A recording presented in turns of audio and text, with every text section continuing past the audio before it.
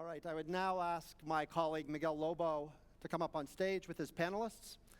What we want to do now in the conference is move from this high-level discussion of all the changes that are coming, all the innovation opportunities, to look at one sector, media, that has faced waves of change. Miguel, over to you to explore all this. I'd like to ask my panelists on stage. Do you, anyone needs that?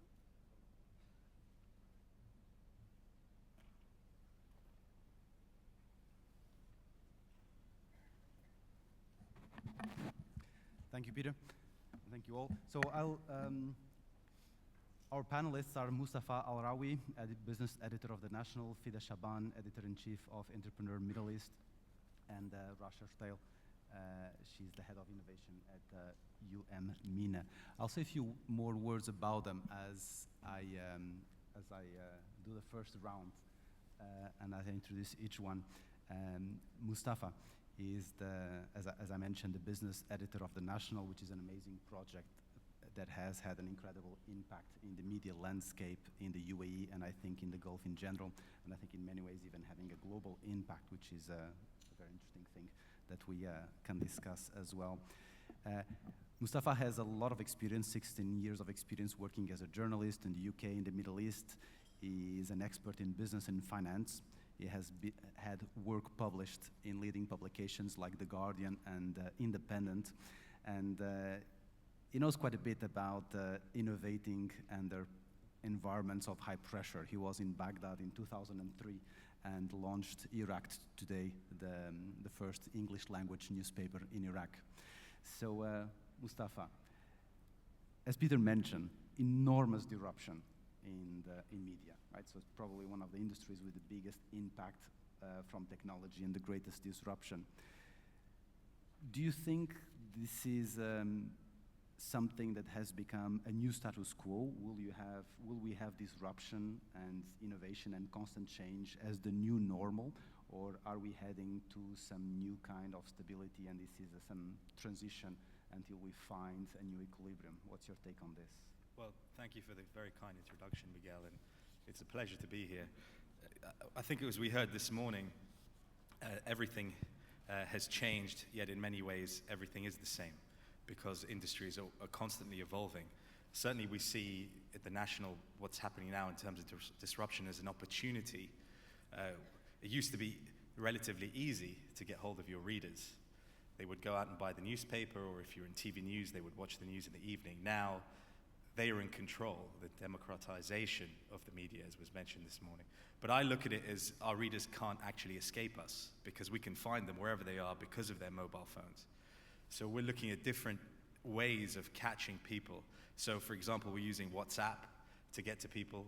We're using BBM, we're using online, Twitter, social media, you name it. Wherever people go, we can go now. And as a result, we've developed an international audience that 20 years ago would have been very difficult to acquire and very costly. And we've been able to do that for virtually nothing. So plenty of opportunity. Challenges, yes. Lots of competition. Perhaps there hasn't been enough consolidation in our industry. We need maybe more cross-border mergers. We need the scale in media that companies like Uber and Twitter are able to get. So perhaps that's the real obstacle. How can we scale up to meet all the different challenges and innovate in that way? Rasha Rteil, she's the head of innovation at MENA.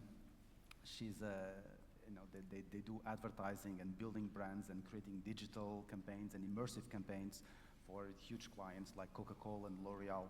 And if you think that Rasha looks too young to have the level of responsibility she has today, is in addition to having had an amazing career, she started really young, and at the age of 19, she was doing advertising in the bathrooms of restaurants, and sort of had the sort of talking, early history and an incredible drive to innovate. So, Rasha, do you think this is the new normal, permanent innovation, innovate everything? What's your view on this, where the industry is going? You're asking about the new norm? Can you repeat that question? Yes, the innovation. So is this a new normal? That's something that every organization, certainly in the media, but in general, will have to adjust as being the new normal, permanent change, permanent innovation, or are we in a transition phase because of new technologies that you feel is heading to new conventions, to new ways of doing things that will eventually get sorted out of this fog of confusion from the transition of new technologies? So to speak a bit about what I do, because innovation, we were talking about this earlier, is such a broad word. You can innovate anything. You can innovate how you're taking this picture of me right now, or you can innovate media, or you can innovate a lot of things. Even in UAE, there's a lot of innovation happening in infrastructure. But what we at Universal Media are doing, and the big company that holds us together is MCN, is changing internally how we think in terms of innovation and culture. So one of the beautiful quotes that we heard from the presenter earlier is the fear of a company dying if it's the change happening outside is faster than the inside. And what my job is, and not actually my hobby and my profession is to change the culture, change the way the clients think, and adopt innovation as a day-to-day thing. And this is what at MENA we've been doing. We have a department called the Labs. We've created this kind of function and talent. We have 14 people that work with the Labs. And what we do is we think of innovation in terms of product for the client. We think of innovation of how we talk to clients and how we promote advertising and how we promote what we do. So what we do in terms of innovation is less media and thinking of how do we create new media channels, how do we work with entrepreneur and the national, and trying to invent or create things as a first. So yes, innovation is the new normal, but it cannot be the normal in terms of doing innovation for the sake of doing innovation. The innovation should be done to fulfill a certain marketing objective, a certain cultural or economic or social objective, and this is what we intend to do. Thank you. You're welcome. Fida Chaaban. Fida Chaaban is the editor-in-chief of Entrepreneur Middle East, which is a very interesting project in that you see often publications that then develop a social media strategy. Entrepreneur Middle East, as in many ways, had the opposite trajectory, where it started from a very robust conversation in social media that then led to a publication. And I think Fida lives very much that ethos. She's very active on social media and constantly engages in conversations with her readers. And that close proximity is another, incredible way that innovation has changed how we do things. Fida, what's your take on this, on innovation? Do you think, from where you stand, looking at the projects that entrepreneurs bring, that innovation, as Rasha was hinting at, maybe a little bit oversold, that is the key really innovation per se? Okay, I think the key now with the word innovation is not actually innovating, it's determining what is actual innovation and what's just catchphrase, buzzword speak. So I mentioned this earlier to you, as Entrepreneur Middle East Editor-in-Chief, we as well are almost guilty of overusing the word. Every conference that I've attended or spoken at or staged in the past 3 years has used the word innovation. But at what point is it an actual inventive movement, an actual creative movement, and at what point is it just selling an idea?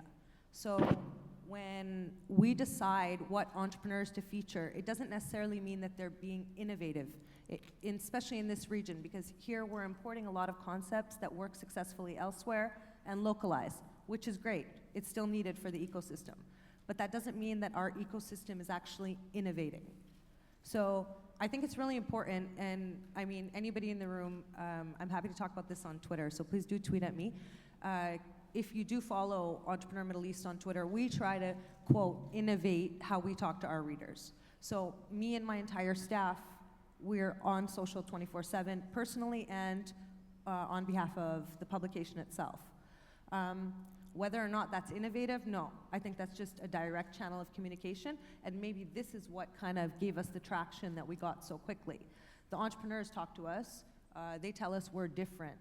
That is different innovative? No, it just means we're doing something maybe of an outreach effort that isn't, in the norm in the media in the region. So for the entrepreneurs in the room, please, when you pitch the media, don't say it's innovative unless it really is, because we can tell the difference. Yeah. Hello? Is this better? No? Okay, great. So one more round. Let me ask you the following. Suppose I'm an entrepreneur, and I think there's a lot of many entrepreneurs in the room, and many would-be entrepreneurs. If I'm an entrepreneur, what advice would you give me in terms of my media strategy? How can I reach out to my customers? What role does more traditional media like newspaper play? To Rasha, I would say, well, maybe I'm just starting and I don't have the kind of budgets that I could use to get your services because it would be way too expensive for me. What would you advise me to do? And Fida, of course, how can I reach to more specialized publications? I'll start with you, Mustafa. Can I pass it to the expert? Or to my left?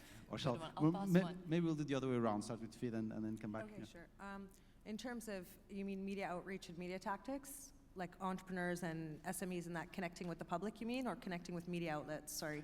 Media in general, but you can even start from a broader question, which is, should I? How much should I? How important is it that I try? So I actually often speak on this topic to entrepreneurs and companies in general, SMEs, startups. So the first thing I look at before I actually decide to cover an entrepreneur or a company or a startup is, have they done their footwork? So like that means, have they actually explored every free marketing opportunity and explored it well? So I check, is their Twitter active? Is that Twitter account following Entrepreneur Middle East? Are they following the Global Entrepreneur account? Are they engaging with us across mediums? If so, they're more likely to get covered. One, because I think that they've explored their free channels of reaching out to the public and kind of onboarding users. And then they've done sort of their due diligence, and then they've come to the media outlet to pitch. The second thing I strongly suggest everyone stays away from is spray and pray, which means send out an email to 1,000 different media outlets with the exact same message and hope that your business gets covered. That's a very bad idea, and it just basically goes into a spam folder. So I'm sure Mustafa can vouch for this. We get at least 1,000 pitches a day from businesses hoping for coverage. We love to support the ecosystem. We want to do as much as we can, highlight as many people as we can, but we also don't necessarily appreciate being treated like a broadcast platform for people, right? So if you address an email directly to Mustafa and say, Mustafa, I really like that op-ed you wrote about the oil and gas sector. My startup is doing something like this. You're probably going to get more traction with him than you are if you say, dear editor, I hope you'll consider covering our startup. Here's a link to my website. And we get this all the time.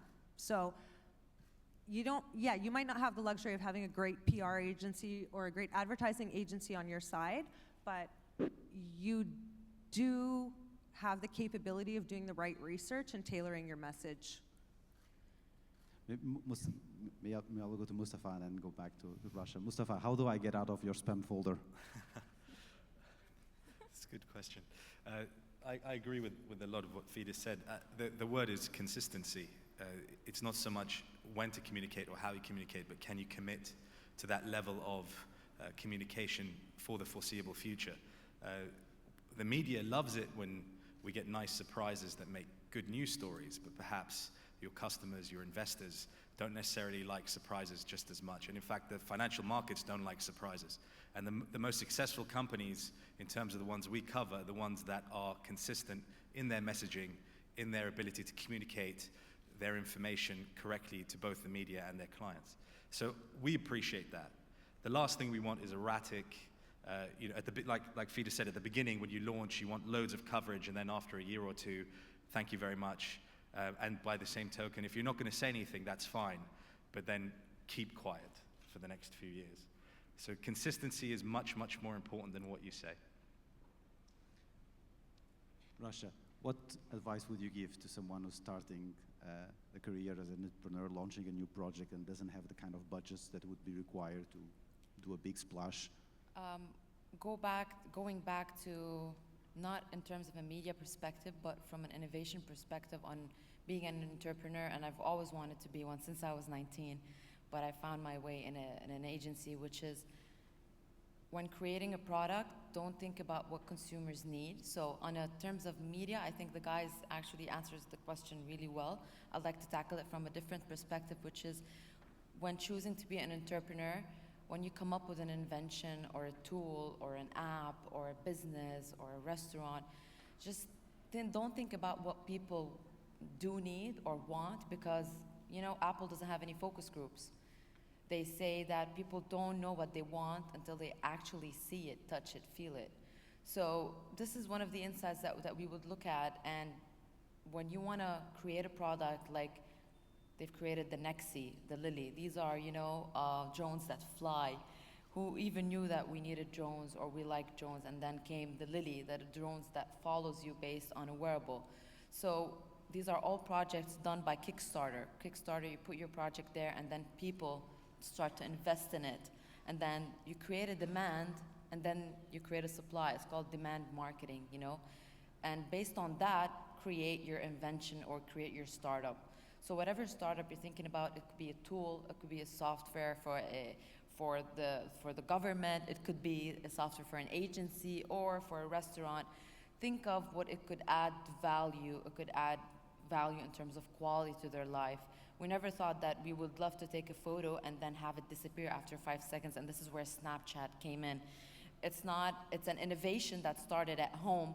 Someone thought about it, and then look at it. And this is where media comes in, because people want it, people start talking about it easily.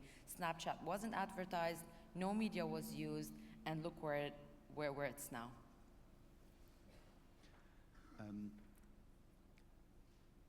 Mustafa, all these changes in how people consume media, since you have a role in more traditional media, how have you felt it? What are you doing to respond to these changes in terms of how you adjust your product and how you deliver it?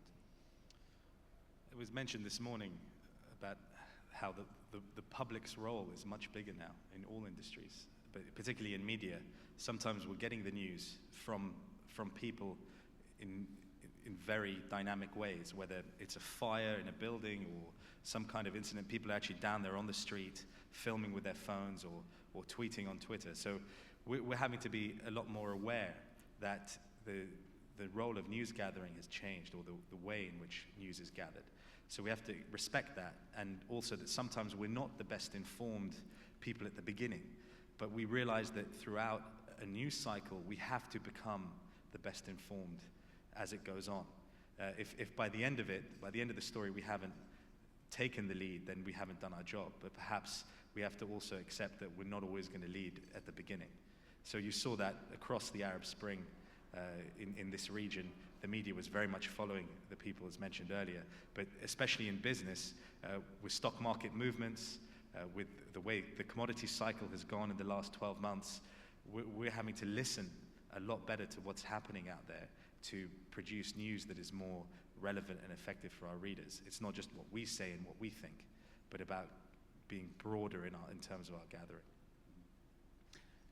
Fida, what prompted you? What was the drive, since you started very much in the space of new media and social media? What was the motivation for going to what is a more traditional format of a magazine? I'm sorry, I didn't hear you. So what was the motivation to go to a more traditional format of a magazine, since you were basically communicating with people directly through new media, and then eventually decided to develop a magazine? Can you just talk a little bit about strategy? I want to get at questions of strategy. So how do you plan in such an uncertain environment? How do you design strategy, and how do you bring the elements of new media with old media, and why did you feel the need to bring old media into the picture? Okay, I like to say that since Entrepreneur Middle East launched, because the parent publication is in the US since the 70s, it's just Entrepreneur, so we're the Middle East version. I like to say that since we launched in February 2014, we ceased to become a media outlet and became an ecosystem participant. So like the startups go to ecosystem conferences, we do too. We participate in all the speaking events. We do a lot of coaching sessions. I mentor a lot of different startups in my own personal time. So at the outset, we set up our social media a month before the first issue actually printed, and we were actively engaging all the startup events in the region prior to launch, because we didn't want to be just a media outlet. We wanted to be part of the entrepreneurial ecosystem, which is a very different thing, and it's a 24-hour-a-day engagement. In terms of why, because why just write about entrepreneurship?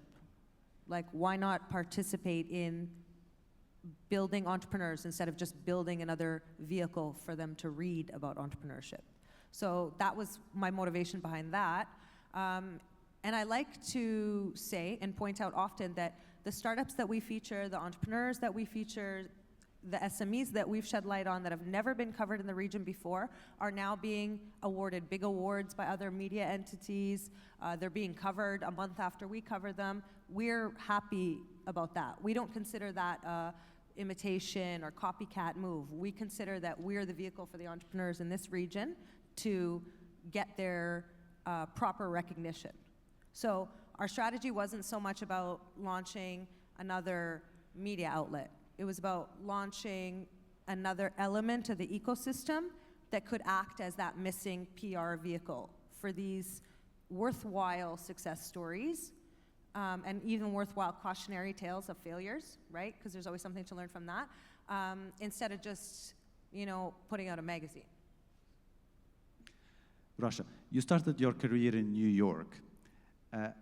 I'd like to take the fact that you have that perspective to bring up the discussion of what does the landscape look like in the GCC. What do you feel are the big differences, if any, or is that distinction even relevant anymore? Just a clarification. Started in Lebanon for a few years and then went for a year to New York and then moved back and forth in Canada, and then I got back. So I went when I was around 21, 22, so which was also early, but so I started with a digital agency in New York. A lot of people at 22 would have not considered their career to having started yet, but of course Rasha thinks at 22 she already had a long track record. Yeah, after 11 years, I think I'm like, okay, do I still wake up wanting to do this? And it's just, I wake up wanting to do this every day. Because not media advertising, it's waking up and creating something new every day. And I live by the motto, eat, sleep, create. So I love it a lot. But in New York, it was one, I didn't like the city at all, because I'm a person who loves Arabs and who loves the Middle East. But the thing is that culturally and how they embrace innovation and how they embrace digital. So looking back at it and looking back 6-7 years ago, we were working on a pitch for Hershey's, who's our client right now also, but back at VML. And the adoption of digital then was what we're doing now. So the strategy was on social, is what we're trying to do now, amplification, earned media, like she was talking about earlier, content, interactive on websites, partnering up with publishers to do something creative within the website. And that was back then. Now we're trying to make these things succeed right now. And this is what's kind of interesting. It's not because whatever happens globally, we just need to absorb it and try to infuse it. We don't actually need to do that. It's when the market is ready and when consumers are ready. Adopting mobile payments is still not there yet. Beam Wallet is one of the mobile payment providers that are doing really good now after being acquired by Al-Futtaim. But e-commerce, do we have a problem in the Middle East? Not a problem. If people are comfortable, it's not a problem, right? But it's a problem for e-commerce businesses. People are not that comfortable to use their credit card online yet. So that's just that's the difference between, the GCC and New York. Fida, how different is Entrepreneurship Middle East from Entrepreneur Middle East from Entrepreneur Magazine? So what kind of changes did you feel were required in the magazine sort of positioning? Okay, due to the nature of business in the GCC, we have a lot more family business content. Okay, so we talk a lot about succession. We talk a lot about succession planning, I should say, right? So from how we talk about how to instill corporate governance, because this is something that a lot of family businesses in the US naturally already do, because let's say I founded an enterprise, maybe my son would have grown up to go to law school and become our internal legal counsel. That isn't that common here, okay? So corporate governance is a big thing for family business for us, succession planning, because that can get difficult and awkward. Excuse me. What else? We cover a lot more startup basics than the US entrepreneur does, simply because it's still a growing field here. Whereas in the US, I mean, it's way beyond anything that we're at. And it might take us another 20 to 30 years to get there with our ecosystem. The other thing is too, we often shy away from these platitudinal motivational things. Like, you can be a great leader by following these 4 tips. So we try to stay away from content like that because that's not really actionable. Do you know what I mean? I'd rather have a VC write me 4 things I expect to see in my pitch for investment. So we focus more on the how-to element with actionable strategies because we need to. The US, because they've got a really strong ecosystem and like they're pretty much where this entrepreneurial ecosystem chit-chat started, they don't need to do as much of the how-to material. So due to the youth, the relatively young state of our ecosystem, it's more actionable advice based. Why don't we open it up to the audience? And we just asked that when you ask questions, if you go forward and make it more interactive, if you could just identify where you're coming from so the speakers know. I mean, some of you are very versed in the region, some of you are new. So why don't we open up a few questions for the panelists? Very good.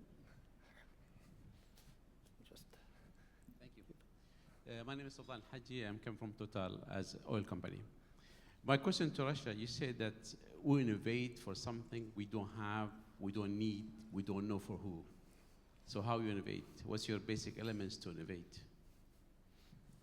So, as I was saying, you need to create or think about the added value that you could add to the person's life. You can enhance it. So when they created an iPod, we never knew that we needed MP3 player that kind of shuffles, and then everything is becoming touch right now because they created a need for it. So you just need to understand or trying to see that overlay of added value or experience that you could add to people's lives. Facebook was who thought that I could just do some messaging? We were texting, and now it turned into talking to people, and sending happy birthdays and whatever. Oh, you're invited to an event? I haven't seen it on Facebook.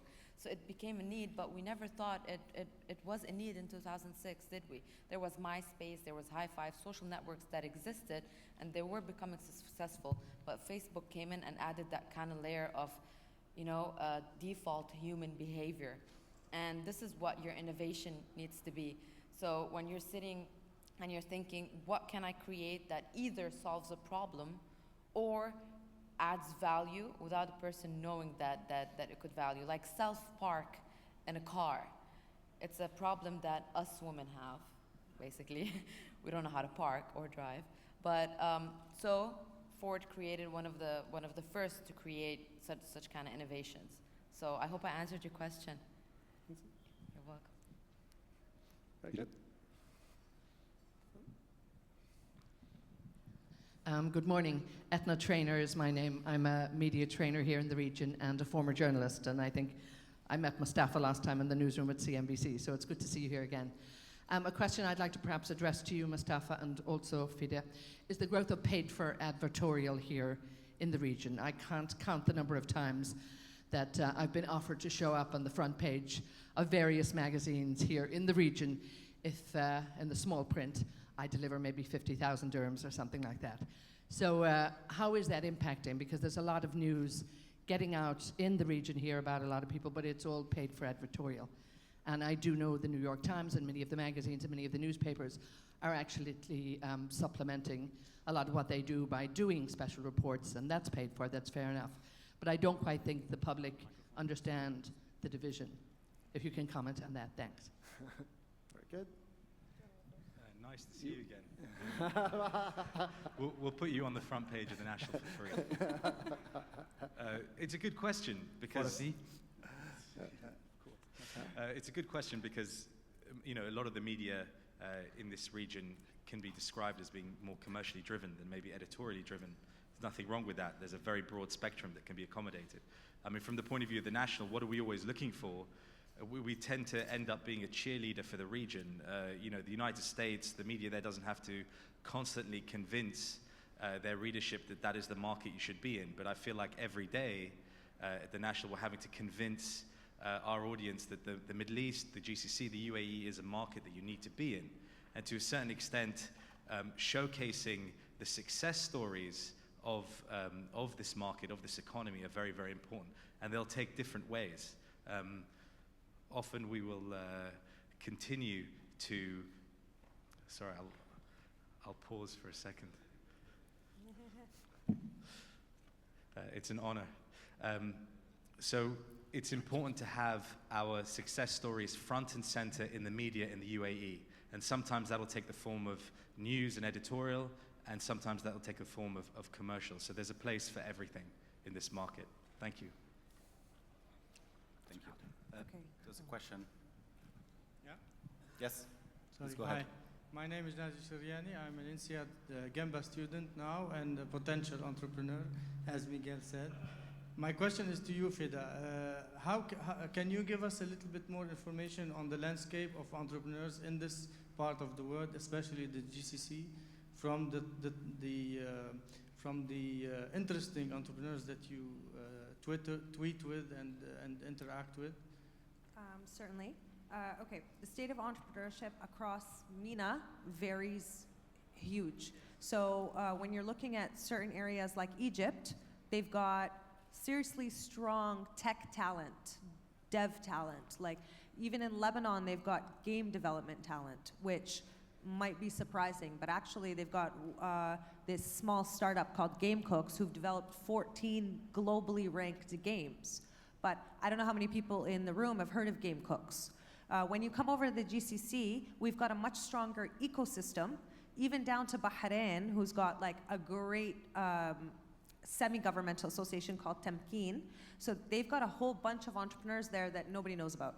So we don't actually have percentages across the GCC that are reliable, but the entrepreneurship reports that are put out by various institutions, I think INSEAD actually put one out recently, yes, no?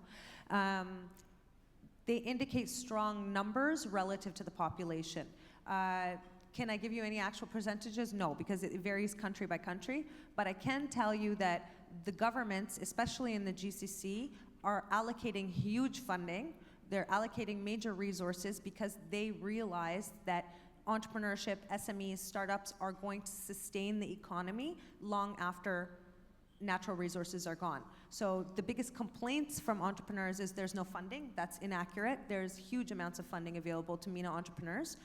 There's no support. That's also inaccurate. The governments across the region are hyperactively supporting entrepreneurship, specifically women in entrepreneurship. Is there adequate training? Certainly there is. There's widespread mentorship. Honestly, when I talk to my US office and they ask the difference between entrepreneurship here and there, I say we've got more resources than you, but we're a way younger ecosystem. So that's the state of entrepreneurship here. If you are going to become an entrepreneur, I suggest that you definitely take advantage, especially in the UAE. They've got amazing programs. In Dubai and Abu Dhabi combined, I can think of at least 15 accelerators or incubators. So we'll take maybe one more question and then go for the coffee break. One more question.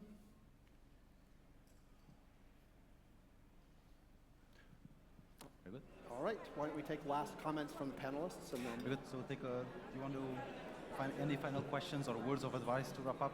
Maybe starting with Mustafa. Well, I've learned a lot here today, so I'm not sure I'm the best person to give advice. And I think I've probably gained more than I've given. But I would say that it's an incredibly talented and dynamic country and region that we're in at the moment. And certainly from the point of view of the National, every single day we're able to report on very, very important developments and news and initiatives. And particularly in the business and the business sectors, finance, banking, the economy, and small businesses, we're quite excited by everything that's happening. And we had an initiative earlier this year. We looked for the most innovative individual, business owner, entrepreneur, and we found an individual called Ahmed Al-Mazroui, who with a high school education has a manufacturing facility in Abu Dhabi, is building robots, is building equipment, electronics, all organically from his factory here in Abu Dhabi in the UAE.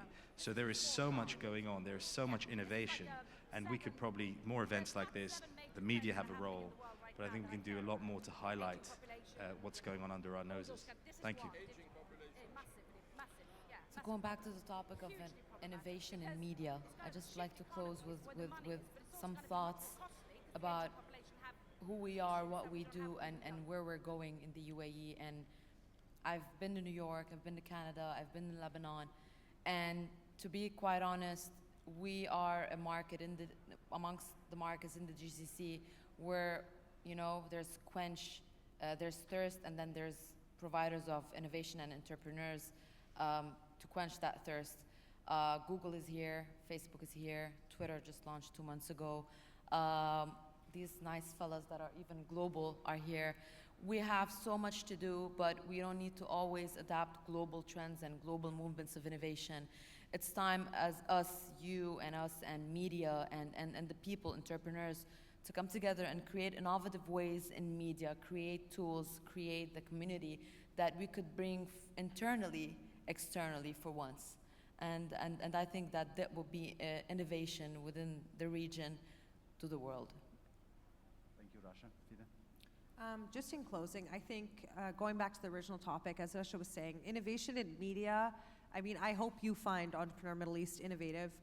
We are certainly trying our best to bring you relevant content from across the region, but we do like to hear more from you than you hear from us. We're not a broadcast network, we're a two-way channel. On any of our platforms, you can talk to us and tell us that your startup has a great story or your SME deserves some coverage. We do want to hear from you across channels. For those entrepreneurs in the room, I want to just address the idea that entrepreneurs whine a lot in the region. Yes, they do, but that's because not enough of us as the media are giving the government programs and the opportunities available for entrepreneurs the proper, I'd say, print space or the proper digital attention they deserve. So if you see Entrepreneur Middle East retweet the Khalifa Fund, it's because the Khalifa Fund is building the economy of this country. So we don't do that because it benefits us. We do that because it benefits the entrepreneurs in the ecosystem. So if there are other media outlets in the room, we'd love to team up with you to support the ecosystem. We're always happy to share different contacts. So if you're looking for an entrepreneur or SME or startup to write about, please do reach out to me. I'm happy to recommend a couple of really great companies that maybe aren't getting the press coverage they deserve. So. Thank you.